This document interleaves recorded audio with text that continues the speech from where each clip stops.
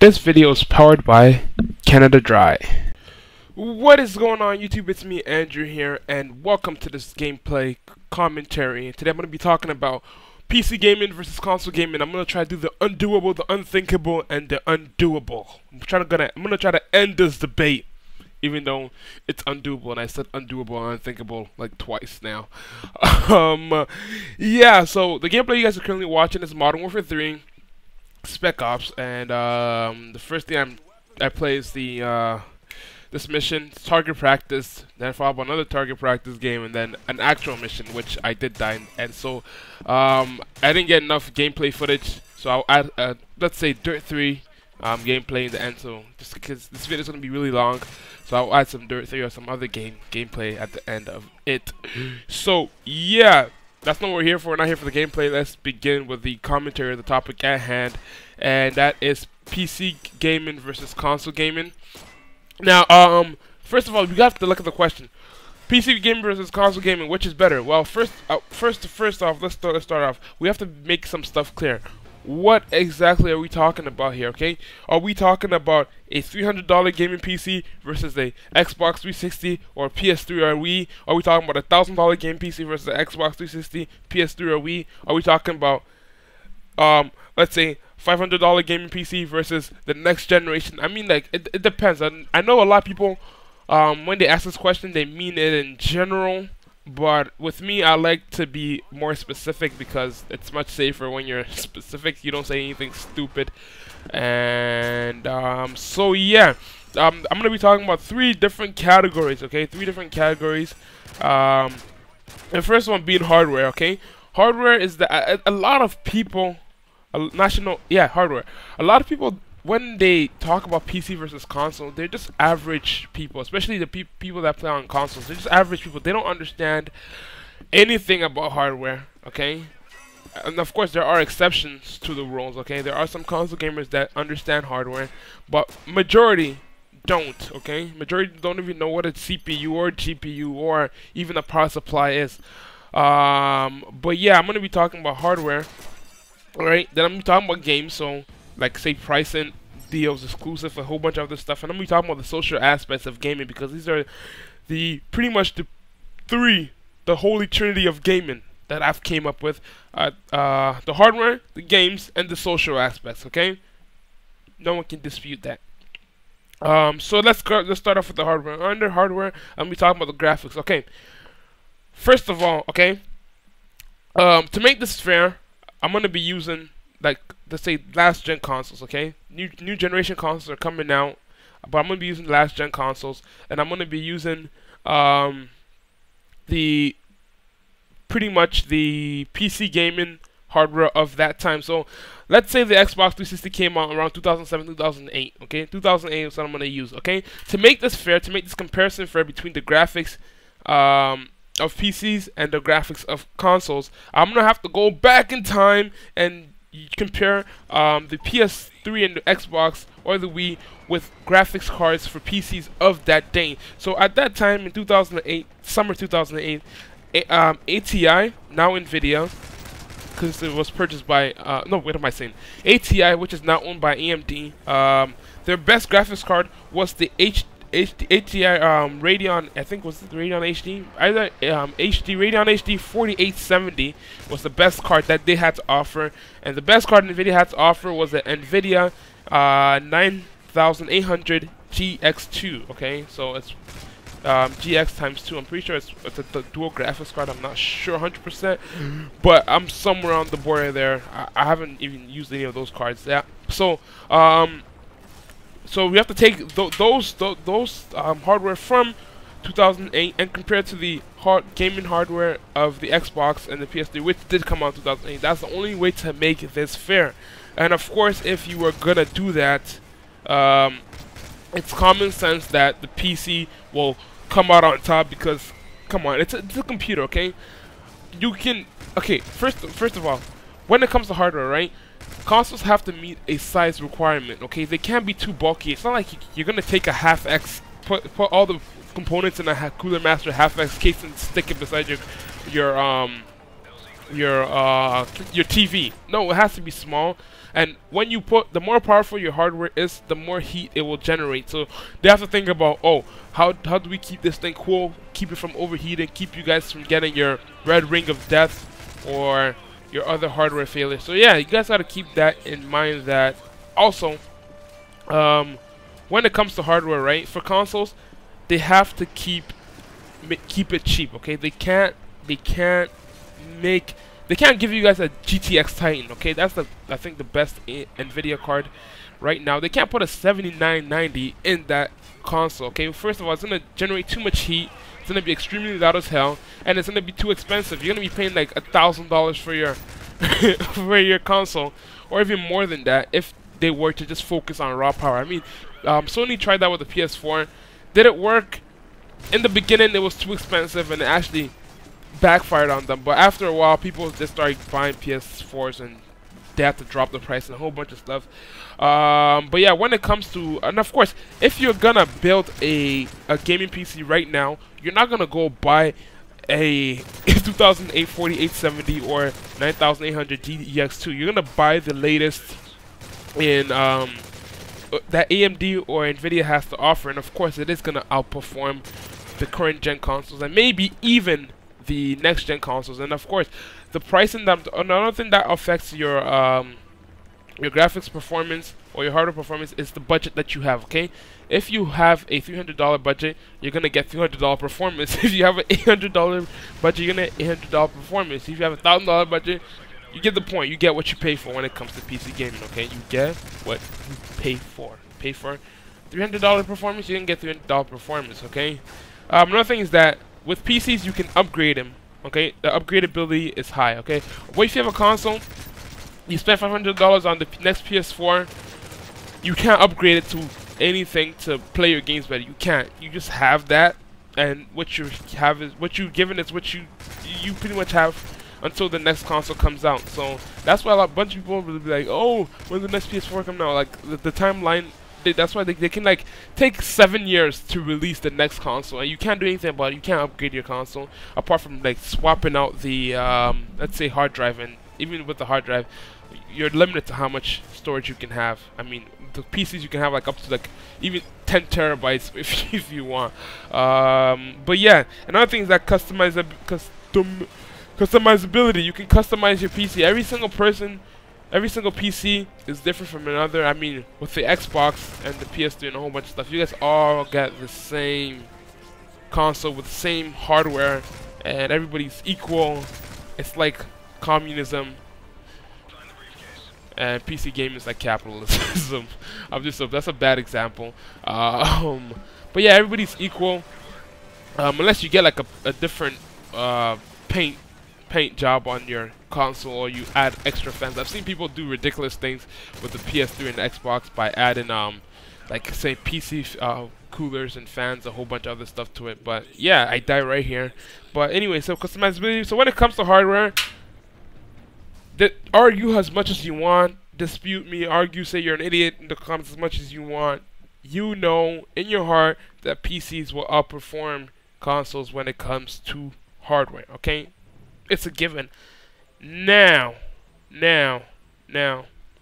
let's talk about the games. Okay, let's talk about the games. Okay, on the PC, games are released at a later date, and they're usually released at a later date, and they're $10 to $15 cheaper than their console counterparts. Okay, $10 to $15 cheaper, but they release at a later date, and I'm pretty sure the developers have just cause reasons to continue that practice of releasing games late. Okay, on the PC, you can play new plus old games, meaning that, okay, I made a video I think a couple of days ago on how to install the Duke Nukem Forever mod for the original Duke Nukem game.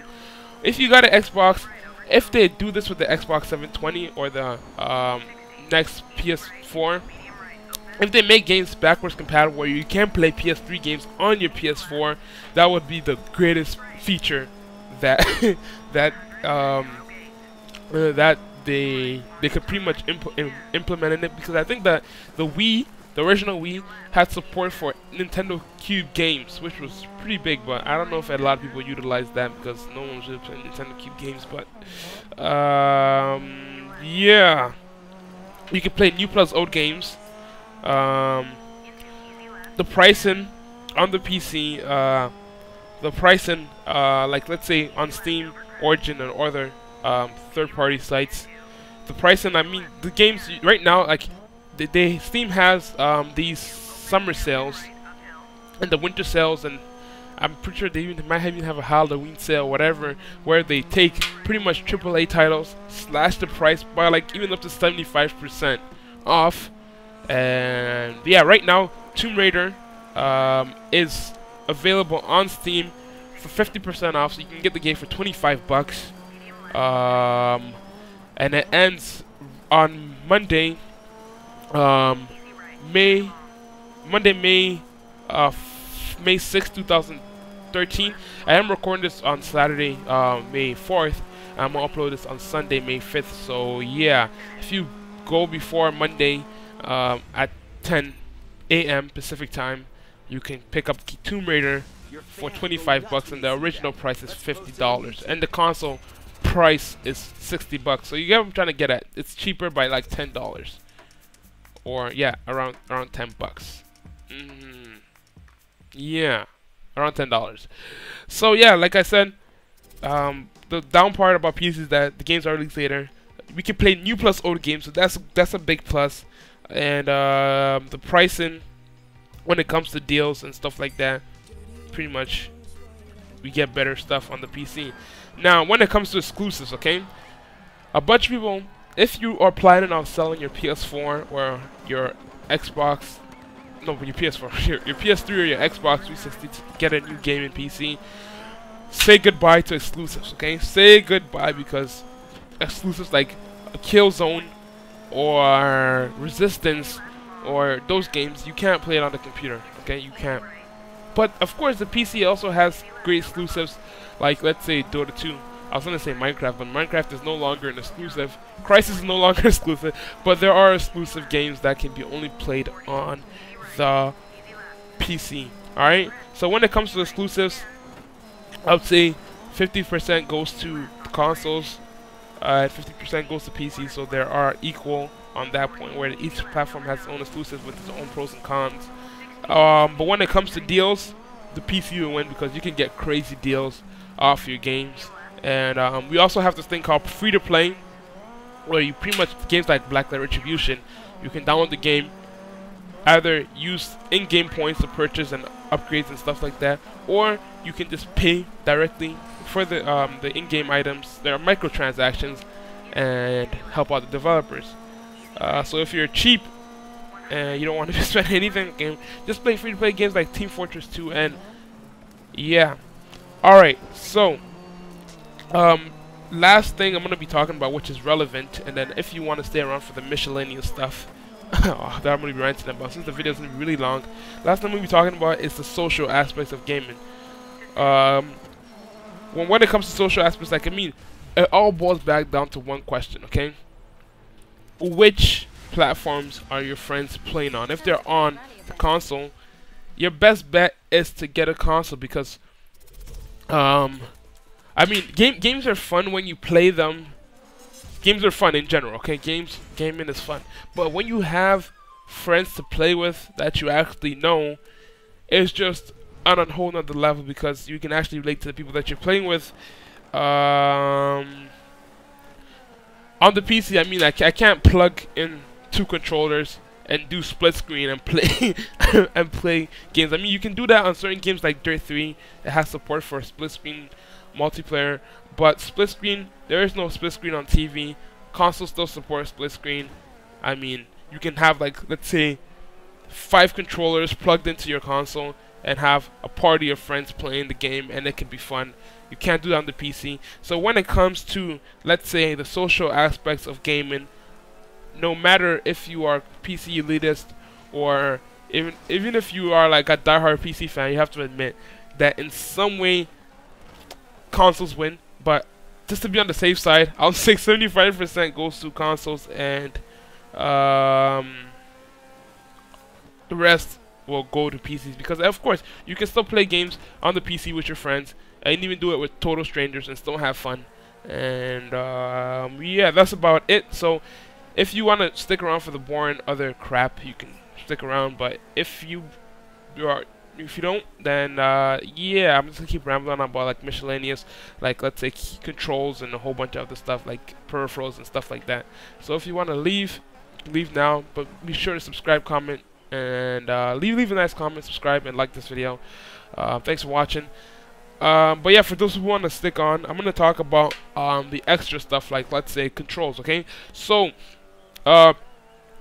for me personally, okay, everything I'm gonna say now is subjective. Okay, I like using the keyboard and mouse over the controller. Now there are exceptions to that rule. Okay, if I'm playing a game like NBA 2K12, I'm not gonna play that game with a keyboard and mouse. I'm just not going to. Okay, because it's just too. It's not that it's too. Of course you can. I just personally, I'm not going to. Okay. Then there are games like Minecraft, which I would never play with a controller. I wouldn't. Okay. One, I don't know if it's just me or I just can't wrap my mind around using your thumb to control movement, or your thumb to like look around at the same time. I just can't do it. I'd rather have a mouse in my hand and be able to point and pretty much shoot, click wherever I want. Okay. Now, PCs. I mean, if you're gonna get a PC, consoles can only do one thing. Well, now they're trying to make them like PCs. I mean, they can only do pretty much good for one thing, and that is gaming. Okay, if you're gonna buy a gaming PC, you can do a whole bunch of other stuff with that apart from gaming. All right, but of course the primary purpose of the gaming PC is to play games. But it's an investment. You can do a whole bunch of other stuff with it. I've pretty much covered everything.